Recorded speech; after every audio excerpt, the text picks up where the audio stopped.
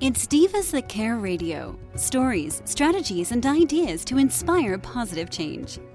Welcome to Divas That Care, a network of women committed to making our world a better place for everyone. This is a global movement for women, by women, engaged in a collaborative effort to create a better world for future generations. To find out more about the movement, visit divasthatcare.com after the show. Right now, though, stay tuned for another jolt of inspiration. Welcome, everyone, to the Divas That Care Network. This is Amy McKenzie, your host. Today's show, The Wow of Women, features the remarkable journeys of women whose powerful and extraordinary choices positively impact people's lives. I'm so excited to introduce our guest today, Mashana Crawford. Let me tell you a little bit about her before we jump in. Mashana is a certified emotional cancer support coach. I don't even know if you knew there was such a thing, but this could be extremely meaningful. She helps women that have just been diagnosed with or are surviving cancer through mindset and emotional freedom. This is a big job, Mashana. Thank you so much for coming on the show. Anyone, unfortunately, I think it's everyone knows someone who has or is dealing with this. And so this is a huge, huge contribution for our listeners. Thank you for joining us today. I'm so excited to be here. Thank you for having me. Oh, it's my pleasure. And, you know, this is obviously a subject that we can't even put a dent in a short talk show. But I think it would be meaningful for our listeners to know, you know, if you don't mind sharing a little bit of your background in terms of, you know, how this came to be as a life choice for you, that you pursue this line of work as a coach. What's the backstory, if you don't mind sharing? Yes. I had got diagnosed with ovarian cancer at the age of 23, and cancer had literally changed my life. I wasn't prepared for it. There's no way to prepare for it. But cancer really gave me that passion so no one ever feels alone, like they're the only person battling cancer. So it just changed me. It made me to the woman I am to this day, and it motivated me to give back. And the only way that I really feel like I can help women and give back is to help them through their fight with cancer. So that's really what motivated me, my own struggles, going through depression with cancer. So, yeah, that's it. Well, let's dig in a little bit then. Okay, so you had a life trajectory pre-cancer, if we can call it that. You know, what did you think you were going to be doing? I didn't know. I know I wanted to be an entrepreneur. I know I wanted to start a business. I just didn't know what I was passionate about. But I had been doing this beforehand. I just didn't turn it into a business. So it was something I was interested in, and I've been helping people either with the family or people that I knew when I was working my 9-to-5 that had got diagnosed with cancer, and they really reached out to me. And it just inspired me to help, because when you don't know what you're going through, it's easier to talk to someone that actually experienced it. So that's what really just had me to kind of find it. Wow. Isn't that, and what, you know, it's one of those really, you know, backhanded gifts. For you, how long a process was this to actually become a survivor? It was 3 months. I got diagnosed at 23. Then after that, I got surgery then to get the cancerous tumor removed, and then I went into chemo. Intense chemo was every week, Monday through Friday, about 4 or 5 hours, but for 3 months my cycles were. So it was the roughest, hardest 3 months of my life. But I got through it. I defeated cancer, and I still have my regular checkups, but now 3 years cancer-free, so I'm super excited about that. That's incredible. That's very, very young to experience something like that. Did they ever explain or have any idea why, you know, you became sort of, you know, subjected to that at such an early age? No, they really don't know. They said the form of my ovarian cancer was very rare form. Huh. It wasn't, it wasn't genetic. It didn't run in my family. Breast cancer actually runs in my family. So they do not know. They do not know. Wow, that's so scary. And then, you know, did you discover or take on some health practices that you maybe hadn't been, in need of or conscious of prior to this diagnosis? Yes.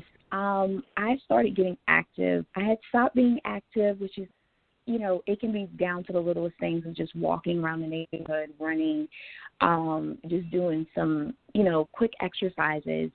So that's what I definitely did change. I'm still working on the food. Everyone has their kryptonite for the food. But just trying to make sure that I'm staying active and get my body up and moving. Okay, so that really made a difference for you then, which is not easy to do when you're going through chemotherapy. So my hat's off to you that you didn't let that stop you, and in fact figured out how to turn it around. So now let's switch gears a little bit. You made it through. I'm sure, it wasn't like 3 months and you're done. It took some time to really get back to yourself, right? But you went back to your job that you had at the time, and people started, just reaching out to you. So you didn't start off with a coaching business. I mean, that's something that was created out of this. And is this something that, exists and I haven't heard of it, or is this something that you really created? This is something that I created. It does exist to help people through cancer. You have holistic health coaches. If you get diagnosed with cancer, you have cancer therapists and counselors that I've just recently bumped into. So everyone kind of calls themselves something different or versus on your certification or your degree behind you. But this is something that I created. I knew I want to do coaching with what I experienced in helping women go through cancer and fighting it mentally and emotionally. So I said, we're just going to put the skills that I learned and got my certification for and the skills that I already acquired, which experienced it, and that's how you got the emotional cancer support coach. Okay, so if I was in that situation, right, I might want a holistic coach to make sure that I've got the nutritional requirements fulfilled because that's foundational. Maybe I even want a physical coach of some kind, a trainer or something to keep me moving. But I'm still going to deal with the emotional stress. I'm still going to deal with the mindset. And that's underlying all of it. I'm sure you're familiar with Louise Hay, who was a pioneer in this work, where, if you get a backache, then look to see where you're lacking support in your life, for instance, that it's all connected. Most definitely. So it makes perfect sense. So you've got some traditional coaching certification, but you really, sounds like, then took that foundation and molded it to what you saw you could have used yourself. Is that about right? Exactly. That's exactly what I did. Exactly. Okay, so that's wonderful, by the way. My hat's off to you for really looking. Yeah, it's like looking, what is the problem I'm going to solve? And that's terrific because you really have taken the kind of experience that some people let it take them down. And instead, you did the complete opposite, which is what this show is all about. People who overcome challenges and then turn them into gold by having the learning lessons become the thing that fuels their passion and their direction in life to make a difference for others. So, one, I just want to acknowledge you, Mashana. That's huge, and you're a young woman to be making powerful choices like that. Yes, congratulations. Okay, now, switching gears again, let's walk me through, if you can, if this isn't an appropriate question, but I think it'd be really helpful for our listeners, as though we were doing kind of an initial session. Walk me through a little bit of how you're going to help me. What is the process? What does it look like or feel like? What's my experience? So the process with me is a lot of the people and my clients, women that I work with, haven't even accepted that they have cancer, because when you get diagnosed with cancer, you have a denial stage that happens. And you can't at least accept it that you have cancer With acceptance comes an understanding, an understanding that your life is totally different now. Your understanding of the things that you used to do before you got diagnosed with cancer, you can still do, but you're going to have to do it differently. You're more fatigued. You're more tired. So getting that client to first accept that they even have cancer, because that's the biggest fight. We're constantly fighting with cancer mentally and emotionally, but we have to find that acceptance. And then mindset. We are, I'm huge on mindset work and that mental health, because okay, I'm going to stop you for a sec. I'm not ready yet for mindset. I want you to go back a step. How do you help me accept it? Give me an example. You first have to talk about what you feel. You have to talk about all of those negative emotions that cancer brings up, that anger, that sadness, that depression, that defeat, that fear. Whatever you're going through, each young lady is different. But you have to tackle those negative emotions, because what those negative emotions does, if you look even deeper, is it shows you how you're processing it, and it shows you what your biggest fear is. So then you have to tackle those beliefs, because we all think of cancer and we think of death. That's a belief, right? Right. And so that's a limiting belief. So you have to tackle that before you can even get into the process of those emotions, finding the self-confidence. That's a lot that people struggle with, getting into mindset. You have to confront those negative emotions that come with it and those negative limiting beliefs that come with it also. And all of that is now just that makes sense. Up in accepting it. And that does make sense, because as you were saying, now the denial piece is sort of clicking in for me, because if I'm not admitting that, in a sense, to myself, that fear is really running my whole show, kind of running rampant, because I didn't face it square on. It's kind of like, if you, I don't know, this is probably a ridiculous analogy, but what came to mind was, if you square off the ghost, does it disappear, right? I mean, is that kind of thing where, where you actually head it on, face on, right? And then in that moment, you can actually get your power back, is kind of what I'm feeling in this conversation. Is that right? Exactly. Yes. Okay. Exactly. Okay, so now I've kind of come square. I've come clean with myself, right? Okay. As I like to say in my coaching, tell one on yourself. Tell one to yourself in this case, okay? Right, okay. Now I've come to terms with, okay, this is my association with this word makes me go down this neural pathway, which leads to fear and death and all these horrible things I'm imagining. And that's what I'm actually creating for myself unless I get a handle on it. So now, which I love, so you start there. I got a handle on it. Now I'm ready for mindset. Now we're going to redirect me. What's your next step? So we have to tackle with mindset those limiting beliefs about cancer, those limiting beliefs about chemo brain, because that's what a lot of young ladies go through, those limiting beliefs about fertility loss, or for my breast cancer survivors or cancer patients, losing your breast, the self-confidence of it. We have to tackle all of those limiting beliefs, the self-worth, the self-love that you go through, which cancer takes you through, because cancer, you have to tackle what cancer stole from you. And so mindset is just shifting out of a negative situation. Can you find positives and possibilities that will give you that peace while going through cancer instead of that depression?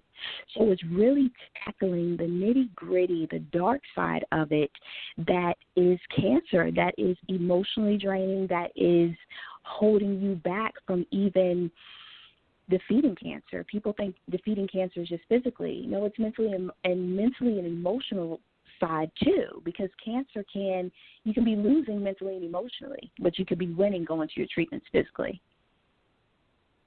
Wow, that's so powerful. So what I'm hearing is I wasn't going to get anywhere until I got real with the impact first and foremost.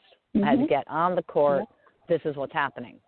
And then I had to look in the mirror and say, I can still love you even if you're missing parts. I'm still whole even if I don't look whole. Yeah, that's a big one, especially as women. I mean, I don't mean to take anything away from men. They have plenty of challenges. But when it comes to what you look like, all of us ladies know, we are inundated with pictures from day one of what we're supposed to be.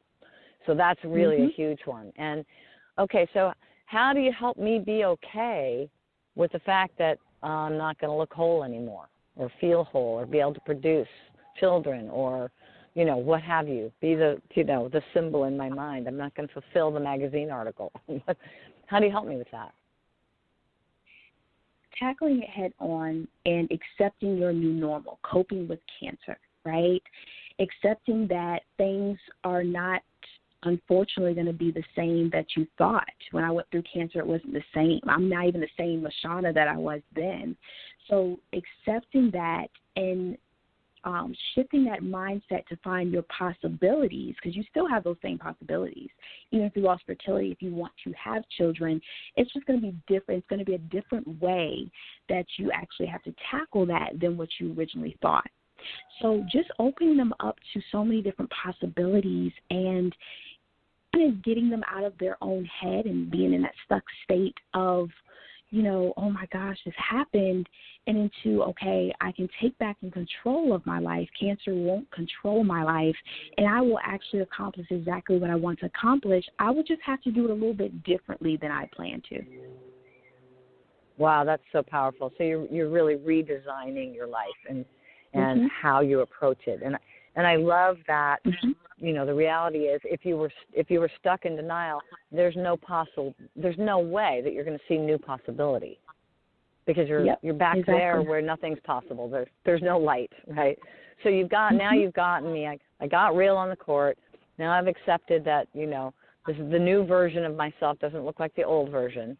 So now I'm at step 3 with you, which is creating a possibility, trying to find some way to approach my life where I can still accomplish things. Now, in your case, for instance, by not resisting it, not to say that you didn't go through your process, but in the process that you created for yourself, which you now share, which is so great, you really discovered the way to embrace the new you and make the most of it, which actually gave you a whole life path. It's actually, ironically, would you say being a blessing? A huge blessing. A huge blessing.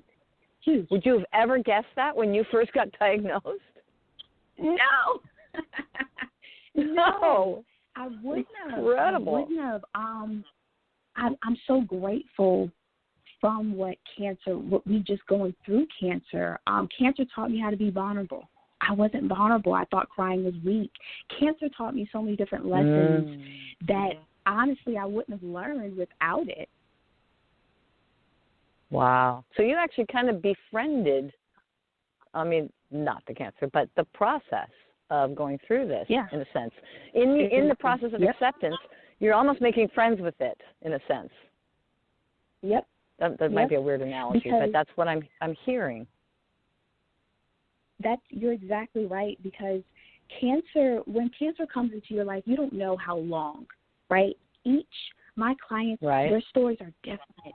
Each person, right, you might be fighting cancer for 5 years. You might be fighting cancer as short as I was for 3 months or even longer. You don't know. So you have to acceptance just equals peace.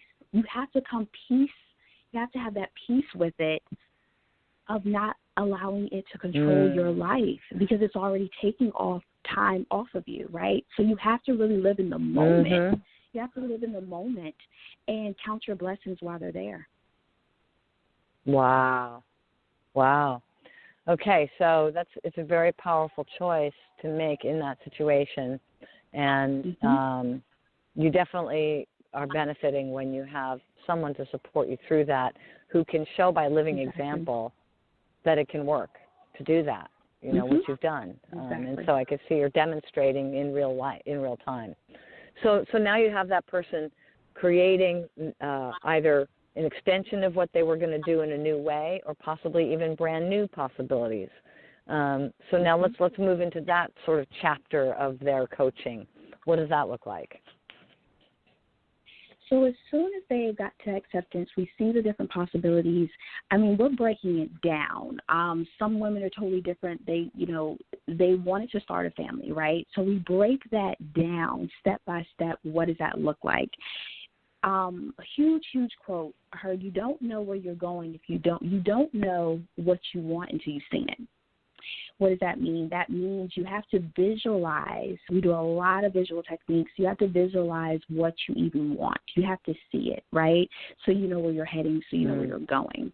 So we go through that phase, but also building up that self-confidence. Sometimes that your self-worth and your self-love, you lose it with cancer. So you can't even show up to live the life that you want to live, to spend time with your children, to spend time with your family. So it's really building on that self-confidence, but also giving them the tools. So once they're done with me, giving them the tools and setting a healthy routine, a healthy morning routine with them to keep everything that they learned with me, to keep it going throughout their life. Because what that's going to do is when those negative emotions, when that doubt that cancer brings up keep coming back in, they're able to install those positive emotions. They're able to really hone in on those emotions, control those emotions, and install positive ones, because we all struggle with emotions. That's a battle in itself. So that is really the underlying last step that we really get into to kind of give them that take back over their life. That's great. So they walk away with a system of daily renewal to refresh their positivity. That's so great. Yep. All right. Now I'm the problem child, and I come to you, and I can't connect to what it is I want. Yeah. I have no idea. What are you going to do with me? How do you help me see it if I can't see it? My belief, right, having my belief in you, sometimes you can channel someone else's energy, right?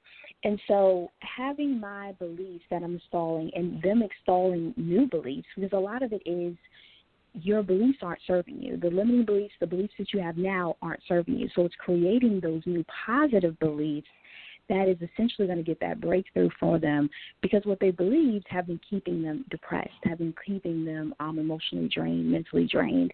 So it's really forming those new beliefs and getting them to the decision that they actually deserve.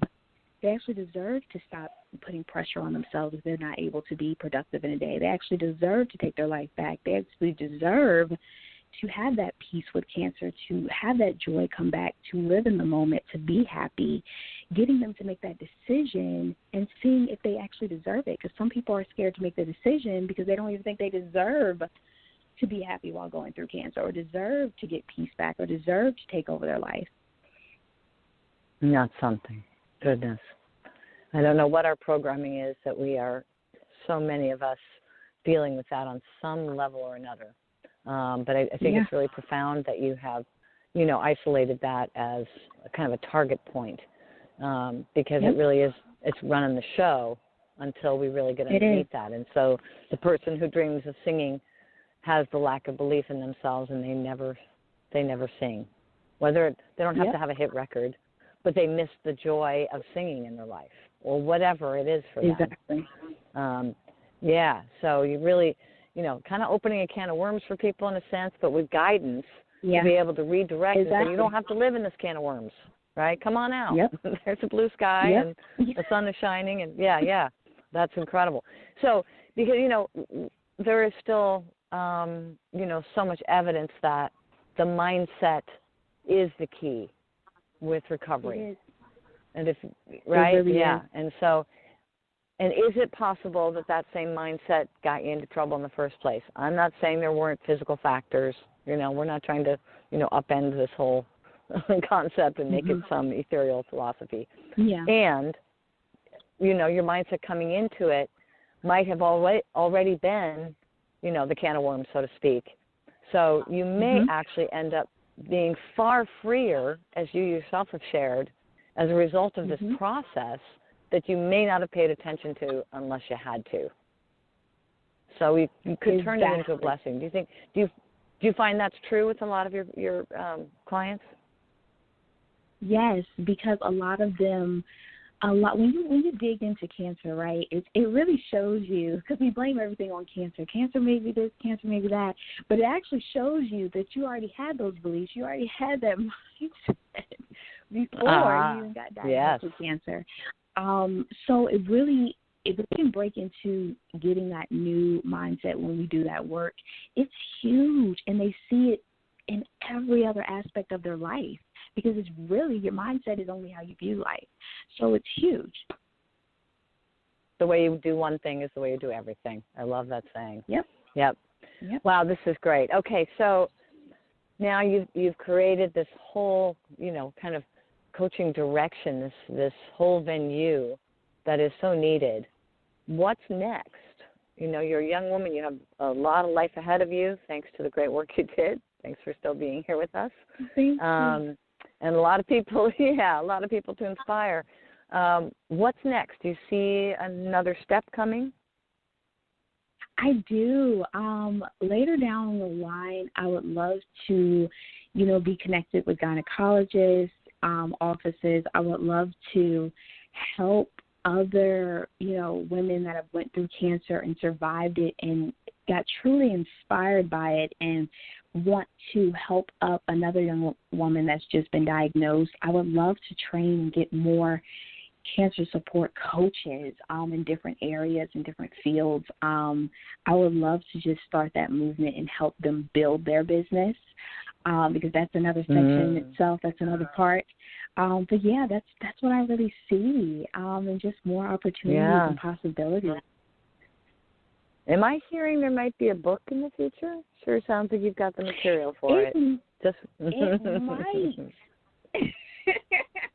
Yeah. Well, it really might. I'm just planting a little seed there, but I really hear it with the women's stories, or people's stories that they share, and, your own story of, how you made the decision to make this a blessing.